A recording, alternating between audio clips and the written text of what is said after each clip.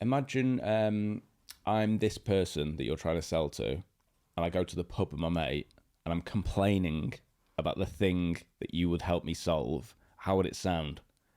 And he sat up in his chair and he's like, well, it'd sound like things were an absolute mess everywhere.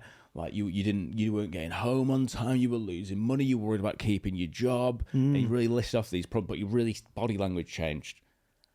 And then when we got to the end of the call, I said, can I be really honest with you? Like we've come up with a few different things here. That bit there where you told me A, B, and C, if your website sounded like that, if the people who were doing calls for you sound like that, if all your marketing sounded like that, how much better do you think things would land? Yeah. And he was like, oh, yeah. I was like, so why aren't you doing it? He's like, no, you're right. I needed this. Like and that is a classic example of that's brutal feedback, basically going, your baby's ugly. Yeah.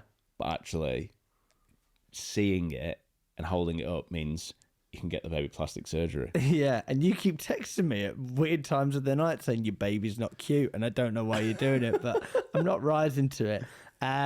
We'll give a bonus tip. So if you're a seller and you're going to be giving honest, you're going to be kind, you're going to give that honest, hard feedback, we talk about something called softening the blow. Mm-hmm. So let's call it like a little tip within the sales stoic. Could you give me a 1 minute masterclass in how somebody could do that? Yeah, so any question that feels particularly combative, you want to soften it first. Or anything you're not sure how it's going to land, you want to soften it first. So I'll give you an example. If